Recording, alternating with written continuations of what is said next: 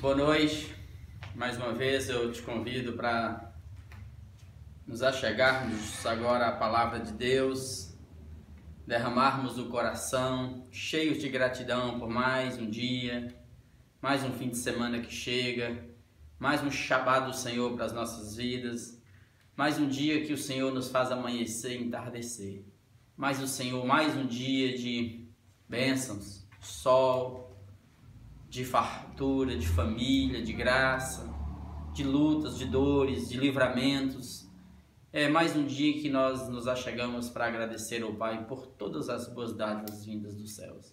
Então eu te convido nesse instante a se esforçar nesse instante, abrir o seu coração aí onde você estiver nesse instante, junto com a tua casa. Reúna a sua família, esforce para fazer isso. E junto com os seus, vamos criar esse hábito gostoso, saudável de ler a palavra e deixar que a palavra nos cure e nos limpe. A fé vem pelo ouvir e ouvir a voz, a palavra, o verbo Jesus.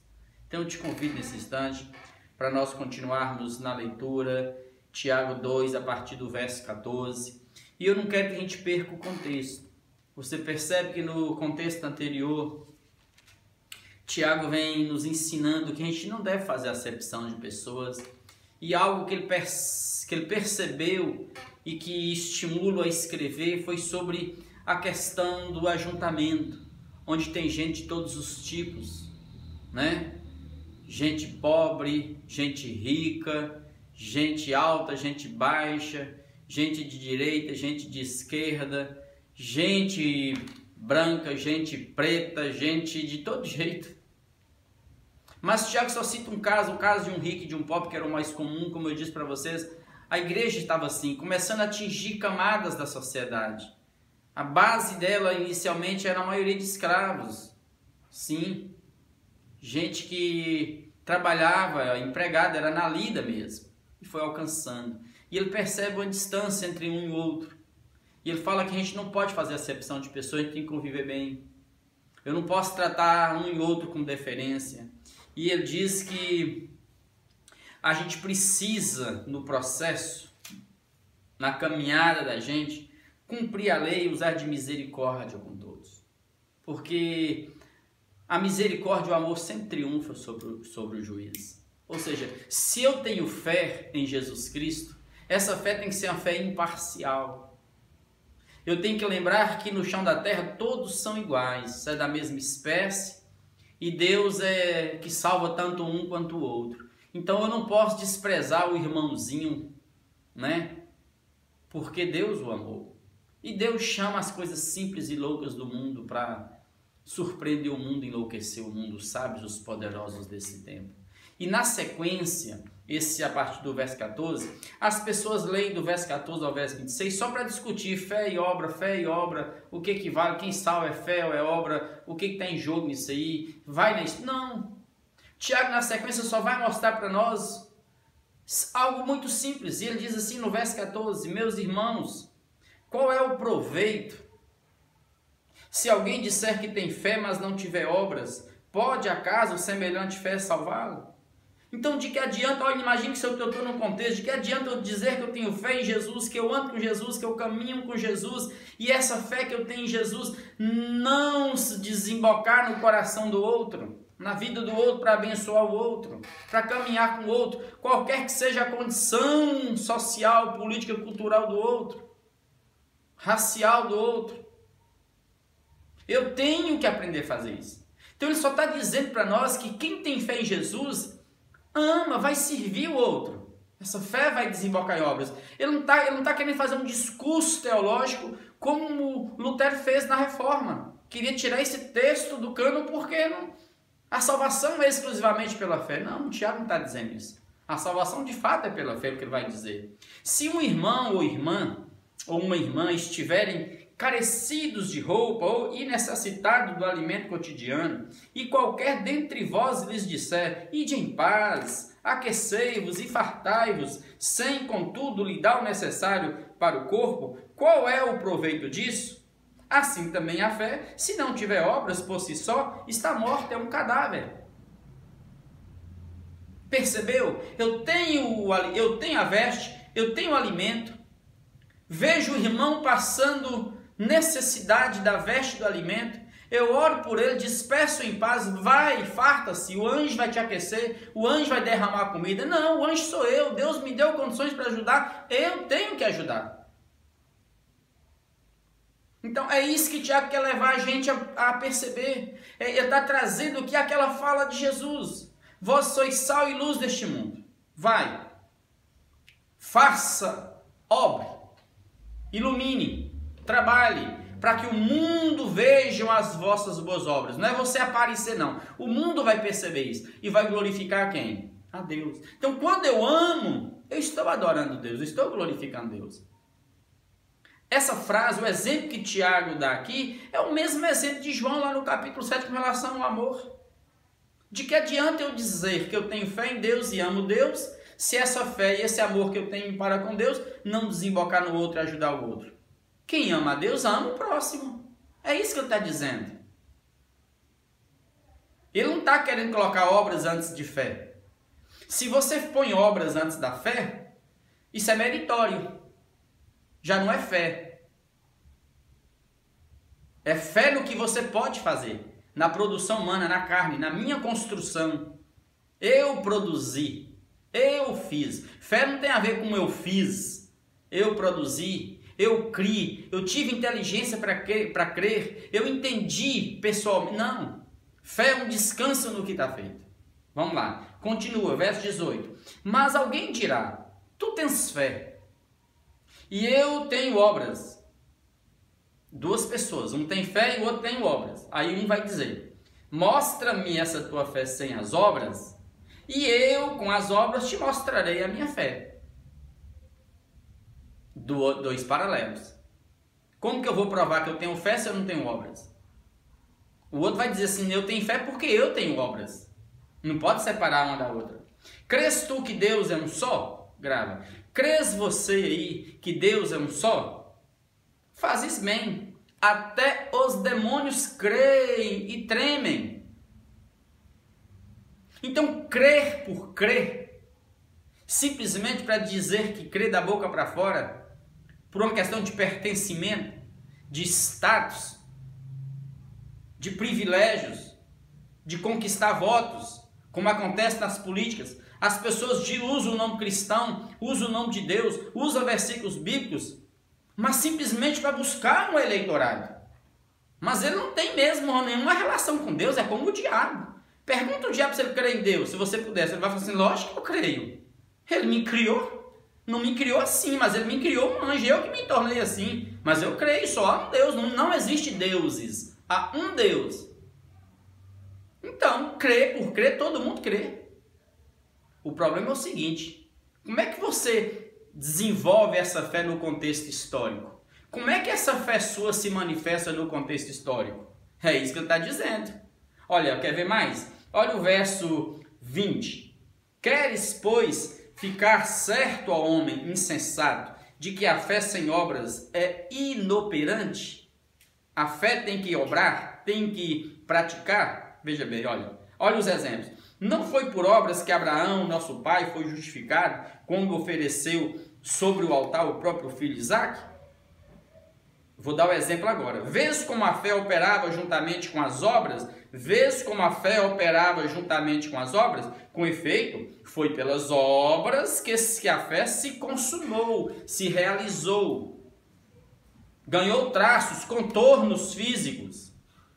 E se cumpriu a escritura, a qual diz, ora, Abraão creu em Deus, e isso lhe foi imputado para a justiça. E foi chamado de amigo de Deus. Verificais que uma pessoa é justificada por obras, e não por fé somente. De igual modo, não foi também justificada por obras a meretriz Raabe, quando acolheu os emissários e os fez partir por outro caminho? Porque assim como o corpo sem espírito é morto, assim também a fé sem obras é um cadáver, é morta. Aí eu pergunto, a fé vem antes da obra? Não. Se você olhar os exemplos que ele está dando justamente isso.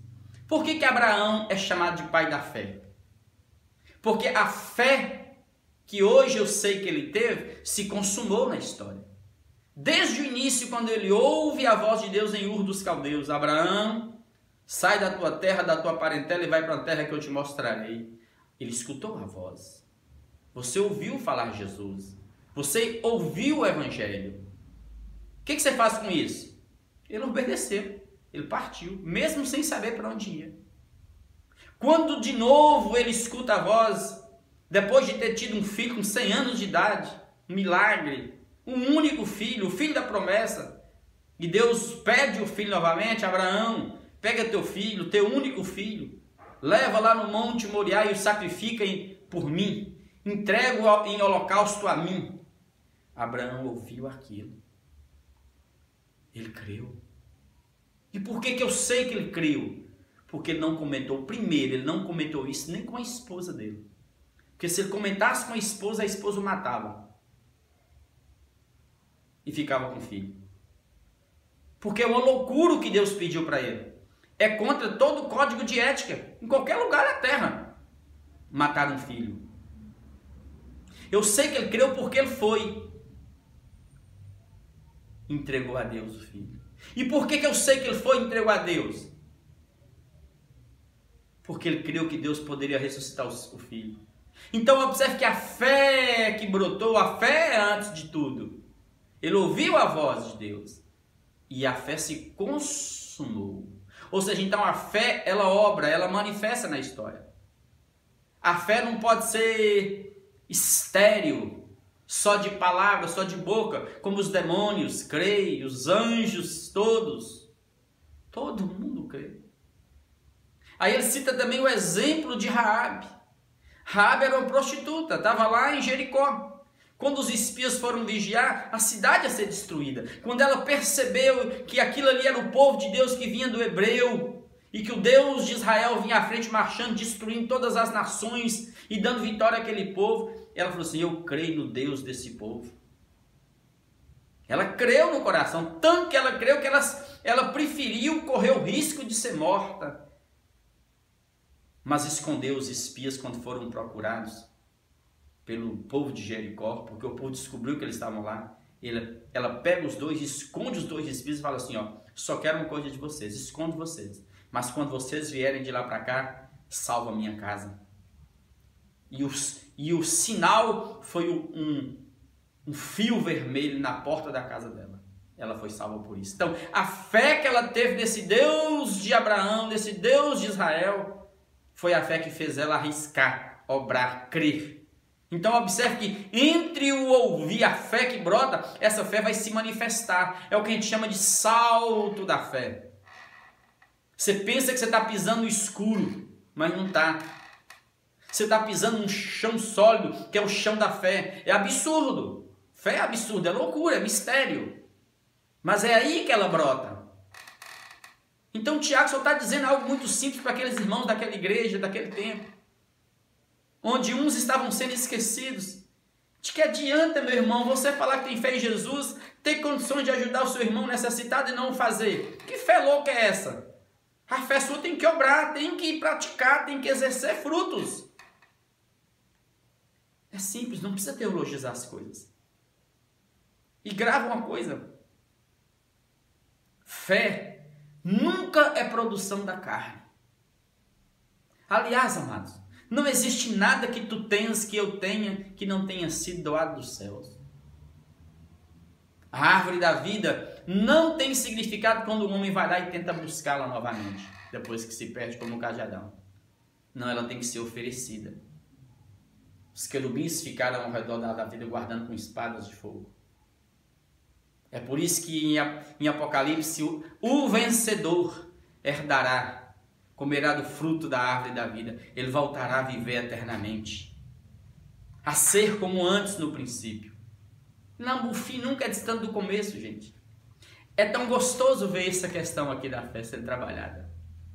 E é bonito, porque a fé que nós declaramos em Jesus, no Evangelho, na palavra, ela tem que ser prática.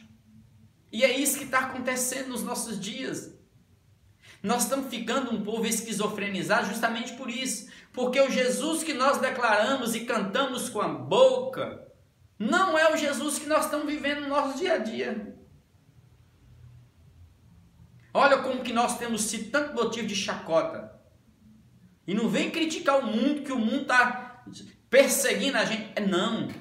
Nós estamos dando motivos para o mundo chacoalhar a gente e zombar da gente. Porque eu nunca vi na minha vida tanta gente confundindo as coisas, misturando Jesus com qualquer outra coisa.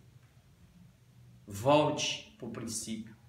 Volte para essa fé simples, que é o que Paulo diz. Se você trazer à memória o texto de Efésios 2 novamente, Paulo vai dizer: pela graça sois salvos, e isso não vem de vós, é dom de Deus, não é por obras, não é porque você doou, deu, não, para que não haja glória humana no processo. Eu fiz, eu dei, eu ajudei, eu dei isso, eu dei o dinheiro, eu dei o som para a igreja, eu dei o terreno. Não é por isso. Não é por obras, mas é pela fé. Agora, as obras acompanham. Nós fomos salvos pela fé para que andássemos nessa prática das obras, que foi preparada de antemão para todos nós andarmos. Então é simples o contexto, não é difícil. E Tiago está tentando mostrar aos irmãos do tempo dele que eles precisavam exercer isso no meio comunitário. Não vão viver de fachada, não. Vamos voltar e vamos ser quem nós devemos ser em Jesus, verdadeiros discípulos. Lembra, o que você viu de errado em você, não saia de frente do espelho e esquece da sua aparência, não. Esforce para você mudar a sua realidade interior e sua realidade exterior. Ou seja, o que está tendo de errado em você e Deus tem te mostrado, Deus tem te apresentado, se esforce para fazer diferente e imitar Jesus e ser cada vez mais parecido de Jesus, para que a nossa personalidade doentia e perversa vá sendo trabalhada pela personalidade de Cristo, pelo caráter de Cristo. Como foi com Pedro? É só vocês olharem o Pedro do início e o Pedro do fim. E Pedro foi sendo trabalhado, amados. Tudo é um processo. Não existe, eu criei em Jesus, mudei. Não é assim, amados. Eu vou ter situações no meu dia a dia que eu vou optar pela verdade e não pela mentira, que eu vou optar pelo amor e não pela indiferença. É assim que é no processo, todos. Entendam, creiam nisso. Você vê que de onde Jesus chamou Pedro até chegar em Atos, capítulo 10, dá nada, aí uns 12 anos. Lá no capítulo 10 de Atos, Pedro ainda está sendo trabalhado e processado. Porque Pedro, mesmo sabendo de tudo da salvação em Cristo, ele ainda recusou-se a entrar na casa de um homem que não era judeu, Cornélio, um gentil. O Espírito Santo teve trabalho com Pedro. Pedro deu trabalho para o Espírito Santo e muito trabalho.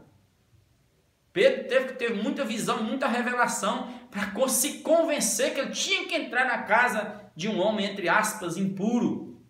E Deus está quebrando barreiras. Essa questão de fascismo, nacionalismo, se a gente não tiver cuidado, você adoece no processo. Eu preciso me isentar de tudo e ser apenas quem Deus me chamou para ser e amar a todos indistintamente. E eu tenho que amar de forma a não atribuir juízo maléfico e maligno sobre a vida de ninguém a partir dos meus olhos perversos.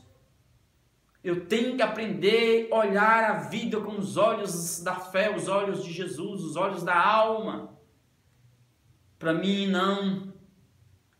não entrar e mexer com a consciência de ninguém. Eu não posso arbitrar sobre a consciência de ninguém. É simples a fé. Fé é um mistério. Você crê? Você já creu? Então pratique. Faça como Abraão, faça como Raabe, faça como Elias. Elias desafiou. Faça como os discípulos. A fé deles praticavam. E Deus, à medida que eles iam pregando, Deus ia confirmando a palavra por meio de obras, de sinais que seguiam. Tem pessoas que precisam de obras e sinais para ver, para crer. E Deus sabe como manifestar a cada um. O que eu te peço agora é que você não seja religioso ao ponto de dizer que ama a Deus e na prática faz tudo contra aquilo que Deus pediu para não fazer. Eu estou vendo demais isso no Brasil, no mundo religioso no Brasil especificamente. Estou vendo isso na América. Eu estou vendo na América, por exemplo, um homem, um líder que usa uma Bíblia. Não sei com que interesse. Mas para arrogar para si autoritarismo, dividir, atrair o ódio do mundo sobre a América. Então de que adianta eu ter uma América, eu ter um país, eu ter a minha vida toda cheia, equilibrada, economicamente cheia de dinheiro, com emprego para todo mundo, mas a ira do mundo sobre a minha vida, fazendo pontes, barreiras, separações. Não, Cristo é ponte. Ele veio unir povos, ele veio unir nações, tudo é por meio da fé. Então, no nosso contexto religioso daqui para frente, não faça distinção, não faça acepção. E a fé que nós temos, e temos que ter fé mesmo, porque a salvação é pela fé. Só que essa fé que eu creio, que um dia me veio pelo ouvir a voz de Jesus, a palavra da verdade de Jesus, essa fé se manifesta no contexto histórico. É assim que está escrito na carta aos Hebreus. Fé é isso. Abstrata, é intangível, invisível. Eu não preciso de galho, de óleo, de rosa, de sal grosso, de vassoura velha, de manto velho, de roupa velha, de foto. Eu não preciso de nada para ter fé, para saber que Deus é poderoso e Deus cura e ressuscita mortos.